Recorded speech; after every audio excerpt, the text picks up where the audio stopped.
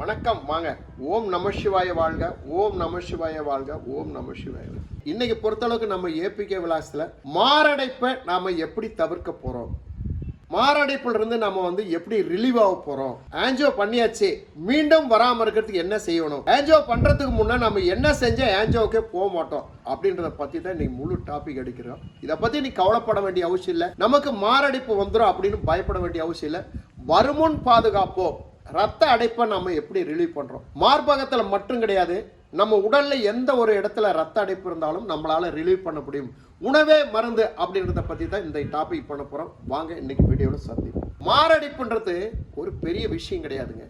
நம்ம உடல்ல ஆரோக்கியம் இல்லைன்னா தான் இந்த மாரடைப்பு, ரத்தம் கிளாட் ஆனா தான் மாரடைப்பு வருது. அதுக்கு நமக்கு இந்த கொலஸ்ட்ராலை நம்ம குறைச்சு கொடுன்னு சொல்லுவோம். ஆனா முடிந்த அளவுக்கு கொலஸ்ட்ரால் குறைக்கிறது பெரிய சிரமமான ஒரு விஷயம். நம்ம நடப்பயிற்சி உணவு முறையில் கொலஸ்ட்ராலை குறைச்சிக்கிறோம். அதுக்காக குட் கொலஸ்ட்ரால் நமக்கு இருக்கணும். கொலஸ்ட்ரால் இல்லைன்னா தோல் வறட்சி ஆயிருங்க. கொலஸ்ட்ரால் கண்டிப்பாக வேணும். நம்ம தாவர கொலஸ்ட்ரால் கண்டிப்பாக வேணும். மாமிச கொலஸ்ட்ராலை அவாய்ட் பண்ணணும். அதை பற்றி உங்களுக்கு நல்ல தெளிவாக நம்ம வீடியோவில் நிறைய கொடுத்துருக்குறேன். இன்றைக்கி பொறுத்தளவுக்கு ரத்த அடைப்பு எப்படி செய்ய முடியும் அப்படின்றதான் விஷயம். மாரடைப்பை எப்படி நம்ம தவிர்க்க முடியும், ஒரே ஒரு பாயிண்ட்டு. இந்த ஆன்ஜியோ பண்ணுறோம் அப்படின்றதுக்கு முன்னே நான் சொல்லக்கூடிய விஷயத்தை நீங்கள் ஃபாலோ பண்ணிங்கன்னா மறுபடியும் அடுத்த வாரம் போய் பார்த்தீங்கன்னா ஆன்ஜியோ பண்ணுறதுக்கு ஒரு டெஸ்ட் எடுப்பாங்க. அப்போ டெஸ்ட் எடுக்கும் போது ஆன்ஜியோ பண்ணுறதுக்கு வாய்ப்பே இருக்காது. என்ன பிரச்சனைனால நம்ம ஆன்ஜியோ பண்ண போகிறோம் அப்படின்றத ஃபஸ்ட்டு டாக்டர்கிட்ட செக் பண்ணிக்கிறோம். மறுபடியும் அவர் மாத்திரை மருந்தெல்லாம் கொடுப்பாரு. அதுக்கப்புறம் மறுபடியும் வர சொல்லுவார். அவர் அந்த மாத்திரை மருந்தில் கரைஞ்சிருந்தால் ஆன்ஜியோ பண்ண மாட்டார், விட்டுருவார். ஏன்னா சரியாயிடுச்சுன்னு அர்த்தம்.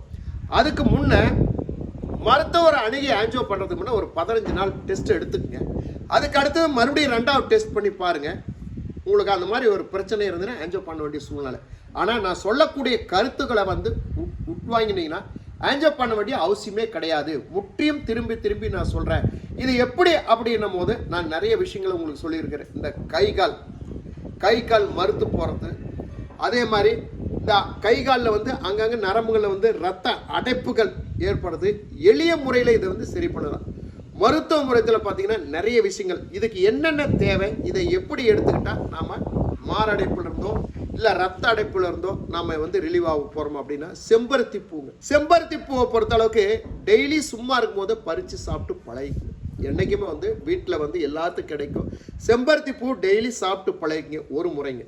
2வது பார்த்தீங்கன்னா மிளகு, நிறைய மிளகுங்களை உணவில் நிறைய சேர்த்திங்க.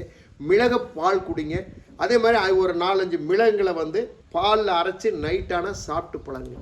அதே மாதிரி சங்கு பூக்களை டீ வச்சு சாப்பிட்டு பழகுங்க. சங்கு பூவில் 2 பூ இருக்கும், நல்ல பெரிய பூ, நீல கலரில் சங்கு பூ இருக்கும். அதே மாதிரி வெற்றிலை, நல்ல வெற்றிலை சாப்பிட்டு பழகிங்க. வெற்றிலை சிறிதளவுனாச்சும் மென்று சாப்பிட்டு பழகுங்க. இதெல்லாம் செய்து பழகிட்டு இருந்தீங்கன்னா ஒரு ஈஸியான மெத்தடில் நான் சொல்கிறேன், ஆன்ஜியோவில் ரிலீவ் ஆகிக்கலாம். மாரடைப்புலேருந்து ரிலீவ் ஆகிக்கலாம். ரத்த அடைப்பு கை காலில் பார்த்தீங்கன்னா நிறைய ரத்த அடைப்புகள் வரும், வெரிகோஸ்லாம் வரும். இதெல்லாம் ரிலீவ் ஆகிக்கலாம் அப்படின்றது தான் இந்த பதிவு கொடுத்துருக்குறேன். சிம்பிளான விஷயந்தான். செம்பருத்தி பூவை பொறுத்தளவு பார்த்தீங்கன்னா ஒரு 10 பூ எடுத்துக்கங்க. டெய்லியும் பயன்படுத்துறதுக்கு டெய்லி காஞ்ச பூவாக இருந்தாலும் சரி, பச்சை பூவாக இருந்தாலும் சரி, செம்பருத்தி பூ ஒரு 10ன்றது ஒரு 20 கிராம் நீங்கள் எடுத்துக்கலாம். மிளகு பார்த்தீங்கன்னா மிளகு ஒரு 5லேருந்து ஒரு 10 மிளகுனாச்சும் எடுத்துக்கலாம்.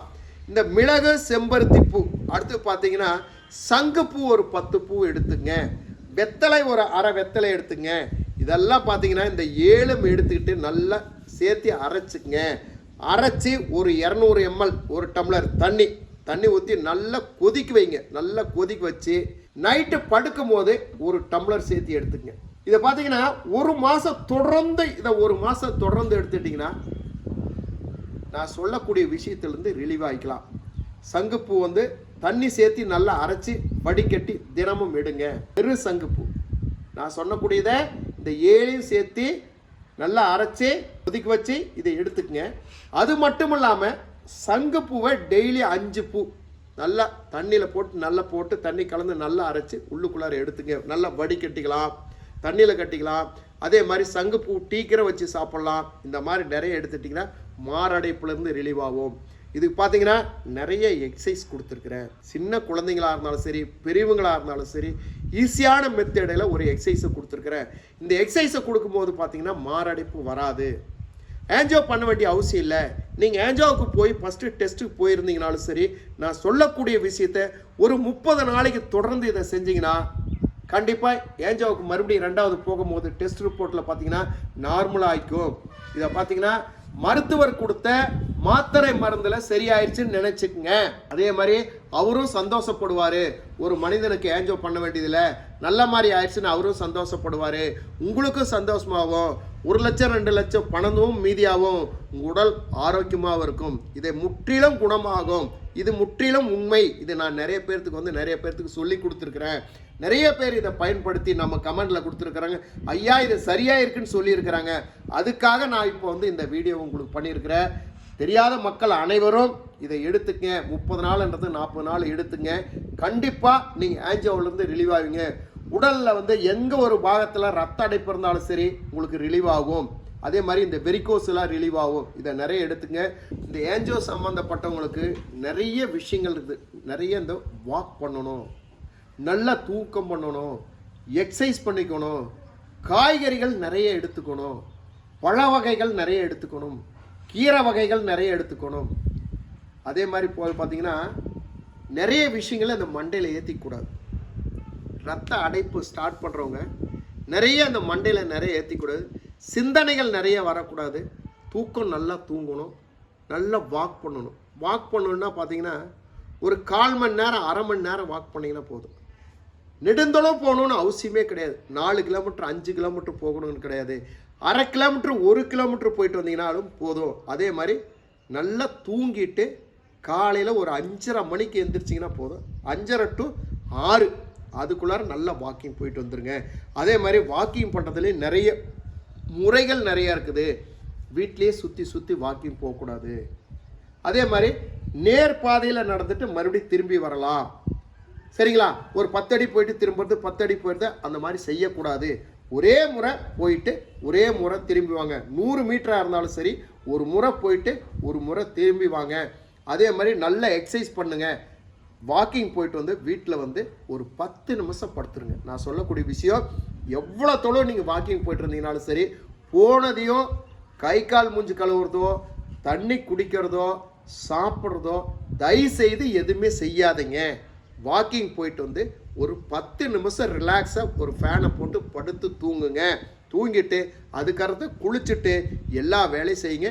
ஒரு சிறப்பான ஒரு விஷயங்க வாக்கிங்கை பொறுத்தவரை. அந்த மாதிரி அதுபோல் நம்ம எக்ஸசைஸ் நிறைய கொடுத்துருக்குறேன். இந்த எக்ஸசைஸ் எல்லாம் நிறைய செய்யுங்க. செஞ்சுட்டு ஒரு 10 நிமிஷம் படுத்துருங்க. படுத்திருந்த பிறகு நம்ம வேலைகளை அனைத்து முடிச்சுக்கிட்டு ரிலீவ் ஆகிட்டிங்கன்னா ஆயுள் ஆரோக்கியம் சூப்பராக இருக்கும். இந்த மாதிரி தொடர்ந்து நிறைய விஷயங்கள் நிறைய கொடுத்துருக்குறேன். நம்ம வீடியோவில் கொடுத்துருக்குறேன். பார்க்க தெரியாதவங்க கண்டிப்பாக பசங்க பிள்ளைங்கிட்ட யாரோ ஒருத்தர்கிட்ட கொடுத்து என்னுடைய வீடியோ உள்ளுக்குள்ளார போய் பாருங்கள். அதுபோல் ஒரு சின்ன விஷயத்த சொல்கிறேங்க. நீங்கள் வீடியோ பார்க்குறீங்க, பார்த்துட்டு சப்ஸ்கிரைப் பண்ணுறது கிடையாது. இல்லைன்னா ஒரு நண்பர்கிட்ட இருந்து என்னுடைய நம்பரை வாங்குறீங்க, பார்க்குறீங்க, எங்கிட்ட நிறைய கேள்விகளை கேட்குறீங்க, கருத்துக்களை சொல்கிறீங்க, நானும் உங்களுக்கு சொல்கிறேன். மீண்டும் நான் சொல்லக்கூடிய மூலிகை உங்களுக்கு தெரியாத போயிடுது. நிறைய நீங்கள் வருத்தப்படுறீங்க, எனக்கு நல்லா தெரியுது. நிறைய டைம் திருப்பி கேட்குறீங்க. முடிஞ்ச அளவுக்கு வீடியோக்குள்ளார போய் நான் சொல்லக்கூடிய விஷயத்தை அனைத்தும் பார்த்து அது மாதிரி செஞ்சுட்டு குணமாகலைன்னா என்னை கூப்பிடுங்க. இல்லைன்னா இதில் எதுனா சந்தேகமாக இருந்தால் என்னை கூப்பிடுங்க. உங்களுக்கு கண்டிப்பாக நல்ல நேரத்தில் உங்களுக்கு எப்பயுமே நான் உதவியாக இருப்பேன். என்னால் முடிஞ்ச அளவுக்கு எப்பயுமே உதவியாக இருப்பேன். நான் சொல்கிற மாதிரி மட்டும் ஃபாலோ பண்ணணும். என்னோடய வீடியோவில் ஒரு முறையாவது பார்த்துட்டு அந்த மாதிரி பயன்படுத்துங்க. உங்களுக்கு என்ன வியாதி இருக்குது அதுக்கு தகுந்த மாதிரி நான் வீடியோ கொடுத்துருக்குறேன். இது எல்லாமே எங்கிட்ட இருக்கிற விஷயத்தை அனைத்தும் தொகுத்து கொடுத்துருக்குறேன். மக்களுக்காக நான் நிறைய விஷயத்த நான் பேசிகிட்டு இருக்கிறேன். அது அவங்களுக்கு சரியானதை எனக்கு ரிப்போர்ட் கொடுப்பாங்க. அந்த ரிப்போர்ட்டை வச்சு தான் ஒவ்வொரு வீடியோவும் பண்ணிட்டு இருக்கிறேன். முடிந்த அளவுக்கு கவலைப்பட வேண்டிய அவசியம் கிடையாது. நல்ல மருத்துவரோடைய ஆலோசனையான சிகிச்சை எடுத்துங்க. நிறைய கடையில் மாத்திரைகள்லாம் நிறைய வாங்கிட்டு எடுத்துக்காதீங்க. முடிந்த அளவுக்கு பார்த்தீங்கன்னா மாத்திரைகளை தவிர்த்துங்க முடிந்த அளவுக்கு. ஏன்னா ஒரு காய்ச்சல் குழுவுனா ஒரு 2 நாள் வெயிட் பண்ணுங்க, 3வது மருத்துவர் அணுகுங்க. ஏன்னா எடுத்ததுமே மாத்திரைகளை கடையிலேருந்து வாங்கி தானே போடாதீங்க. பழைய சீட்டு 6 மாதத்துக்கு முன்னே வாங்கின சீட்டை வச்சுட்டு மாத்திரைகளாக சாப்பிடு. இதெல்லாம் தவிர்த்துக்கிட்டு உணவே மருந்து. நம்ம மருந்து இல்லாமல் உணவுகள் நாம் எடுத்தாவே நம்ம உணவுக்கு மருந்து தேவையில்லைங்க. முடிந்த அளவுக்கு ஆரோக்கியமான உணவுகள் எடுங்க, நல்லா தூங்குங்க, சந்தோஷமாக இருங்க. வாழ்க்கையில் எப்பயுமே எந்த பிரச்சனையும் வராதுங்க. மீண்டும் நாளை சந்திப்போம். 4 ஒரு மூலிகள். நன்றி, வணக்கம். ஓம் நம சிவாய. வாழ்க.